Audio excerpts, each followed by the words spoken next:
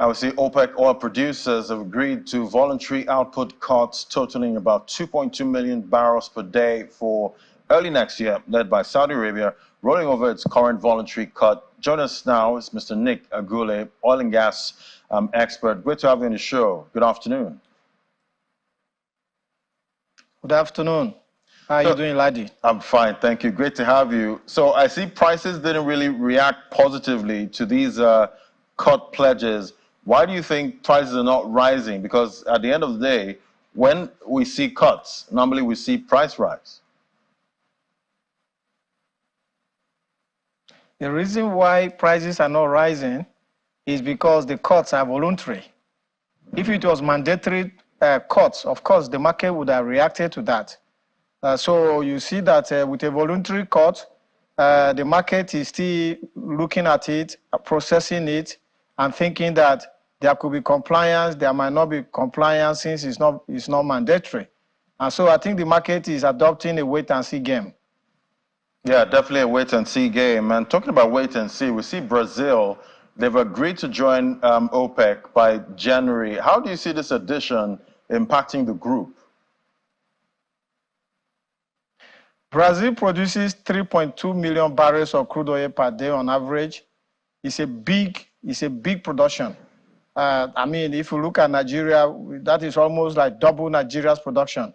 So the addition of Brazil to OPEC is going to impact on the powers of OPEC in the international oil and gas business.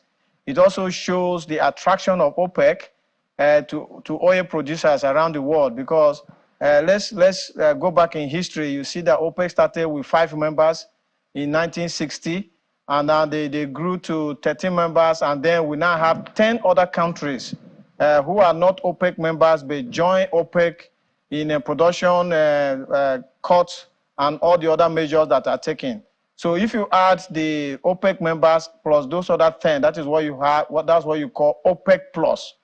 So now we have OPEC plus with giants like Russia being part of that, and with Brazil coming in shows the strength of OPEC, and it also is an indication that interesting times ahead lie for the oil industry, the global oil industry. And talking about interesting times ahead, we're expecting the Dangote and Port Harcourt Refinery in December. We're in December right now. What do these cuts mean for supply to these refineries? At the end of the day, we know Dangote Refinery has secured a cargo, at this time. If they come on stream, how do these cuts impact the refineries? Well, so the first and foremost, Dangote Refinery has gotten an agreement locally to get a supply of products into their refinery, about 500,000 barrels, I think, of supply of crude to the refinery. And there are other local suppliers that could also run deals with Dangote Refinery. But at the end of the day, OPEC looks at global oil demand vis-a-vis global oil supply. And then they tweak these production outputs to be able to determine price. So normally, if they cut output, they're expecting price to go up. And if they discover that probably price is not too high and now it's becoming an injury to global economy, they increase output to try and bring prices down. So if Dangote enters the market and begins to demand for crude, OPEC is going to add that to the quantum of global oil demand, and the subsequent production output targets will now take Dangote Refinery on board as well. So I believe that it's not a risk to Dangote Refinery. They will still be able to get all their 650,000 barrels of crude oil if the refinery goes on 100% output. And I would like to get your context here. Do you see these refineries coming on stream this month? The Dangote Refinery, like I said earlier on, I think there's a big problem with the Dangote Refinery. It's possible that the Dangote Refinery wanted to have a Guinness World Record entry to be the largest single train refinery in the world. But that has its own downside. The downside is that you have this massive refinery 650,000 barrels, all in a single line. What then that means is that that single line must be 100% ready. If there's anything wrong with that single line, that entire refinery is going to be down. So, I mean, like I said, if I had a way to have advice before the refinery was designed and final investment decision was taken, would have been to have a 2 to 3 trains Dangote refinery with about 200,000 barrels each, with the other one being 250,000 barrels, so that with these 3 trains, they could have got 1 train ready and running now.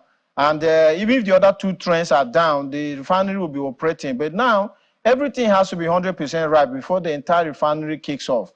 And I hope and pray that they are able to start production. They're able to get their acts together, start production, because Nigeria really needs to start refining locally so that we will stop paying this high cost. I mean, people who are driving into petrol stations as we speak, they are not just paying for the cost of the crude that was used in refining the petrol. They are also paying the salaries of those working in refineries abroad. They are paying for the cost of shipping those products back to Nigeria, paying for insurance costs, paying for port handling charges. I mean, these are all costs that we will not be paying for if we have our local refining.